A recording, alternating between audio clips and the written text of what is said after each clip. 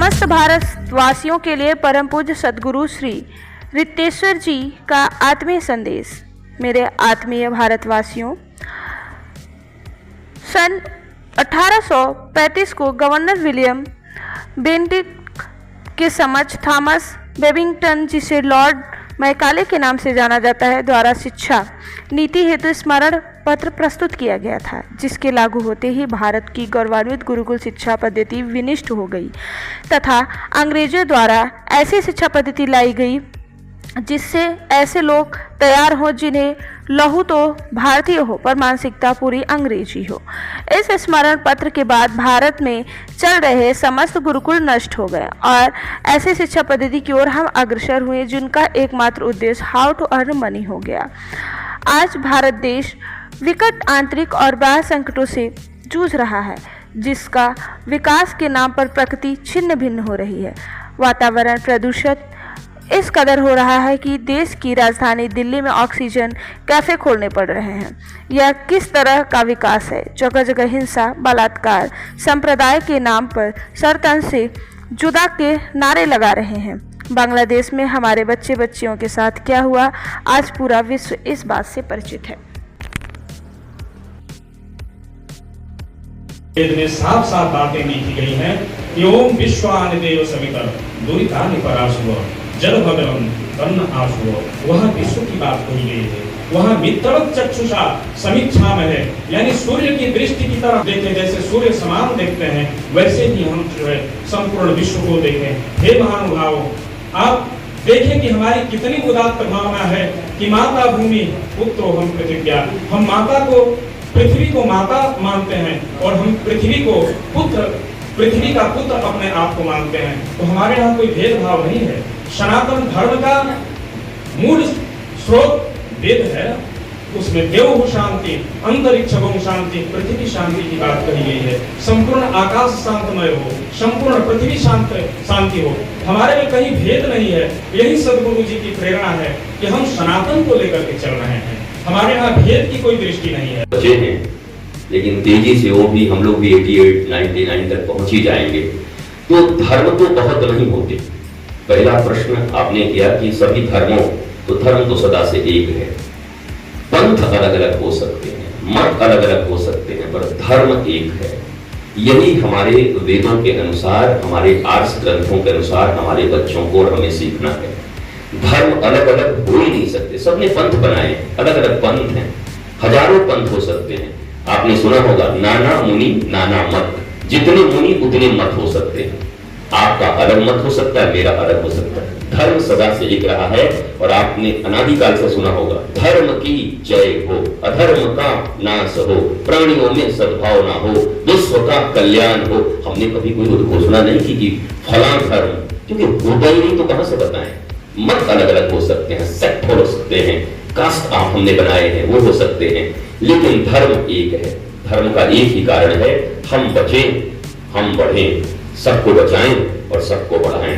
इतना ही तो धर्म है। प्रकृति का संरक्षण, संस्कृति का संरक्षण और जितनी भी विकृतियां हैं उसका निष्क्रमण हमारे जीवन से हो, यही धर्म है।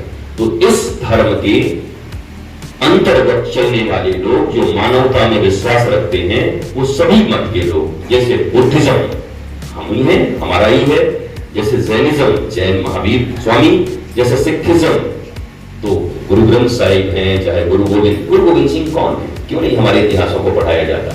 यह भी एक प्रश्न है। जर्मन और भारत करीब करीब एक साथ इंडिपेंडेंस दोनों का हुआ। आज जर्मनी की हालत देखो, हमारी हालत देखो आप। यहाँ हर साल एक नया नाम किसी सड़क का बदल दिया जाता है और 5 साल तक उसी पर डिबेट चलते रहता है। ये बदल दिया गया, ये बुरा है। अरे एक अध्यादेश लाइए और ला करके जितने भी आक्रांता हैं, लुटेरे हैं, बर्बर लोग हैं, उनके नामों का नामो निशान भारत से मिटा दीजिए। यहाँ के लोगों का नाम रखिए, चाहे वो अब्दुल कलाम आजाद हो, चाहे वो वीर अब्दुल हमीद हो। हमें चिढ़ नहीं है तो सोचते हैं कि हम चिढ़ से बात कर रहे हैं, लेकिन भारतीय लोग जिन्होंने भारत माता की सेवा की, जिन्होंने अपने सनातन संस्कृति की सेवा की, यप्पा वो उत्कृष्ण थी, वो लोग जिन्होंने भारत को अपना रक्त दिया है, जो भारत के सनातन संस्कृति में जिए, ऐसे लोगों के नाम पर सड़कें बना दीजिए, हम कहां रोक रहे हैं। लेकिन आप बर्बर आक्रांताओं, लुटेरों, जो बार बार आपको याद दिलाते हैं कि आपको मारा गया, आपकी प्रतिष्ठा लूटी गई, आपके सांस्कृतिक धरोहर को मिटाया गया, मंदिर इत्यादि तोड़े गए, हरे हरे परमात्मने प्रणतः क्लेशनाशाय गोविंदाय नमः। प्रिय पत्रकार बंधुओं, काशी के इस पवित्र भूमि पर सनातन भारत यात्रा, जो भारत में सनातन संस्कृति के पुनर्जागरण हेतु है और हमारे वैदिक सनातन धर्म और आधुनिक विज्ञान के मिश्रण से एक सुंदर शिक्षा पद्धति बन रही है, जिसके शिलान्यास सनातन विश्वविद्यालय के रूप में किसी काशी नगरी में होने जा रही है। भारत में सनातन की आवश्यकता क्यों है या दुनिया में, ये आप पत्रकार हैं, आपको बताने की आवश्यकता नहीं है। आज बांग्लादेश और भारत से खंड खंड हुए जितने भी देश बने, उनमें आम भारतीयों की स्थिति क्या रही? सनातन संस्कृति में आस्था और विश्वास रखने वाले लोगों की स्थिति क्या रही?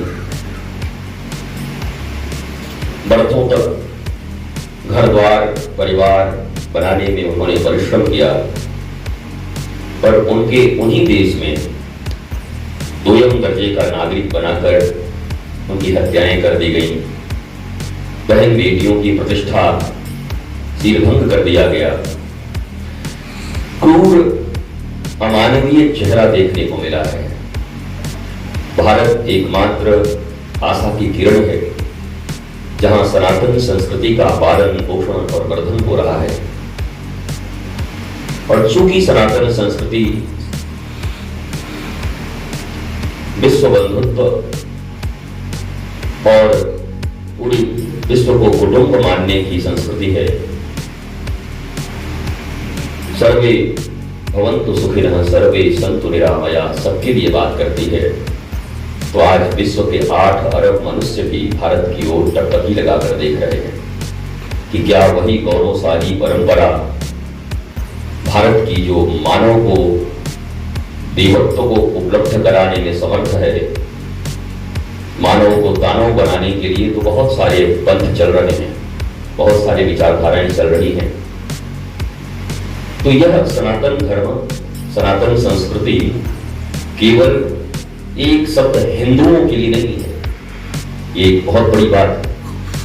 ये कोई कंजर्वेटिव वर्ड नहीं है, यह पूरी मानवता के लिए, पूरे विश्व के लिए अगर बचने का कोई एकमात्र मार्ग है तो केवल और केवल सनातन संस्कृति और सनातन धर्म के मार्ग पर चलकर होगा। इस विश्वविद्यालय के निर्माण का एक ही उद्देश्य है कि हम मैथोली की शिक्षा पद्धति में पढ़े हुए लोग हैं, जहां केवल और केवल पाश्चात्य संस्कृति का अनुकरण करके हमें पढ़ना सिखाया गया है, जो कि शिक्षा रोजगार दायिनी है, पापी पेट का सवाल है,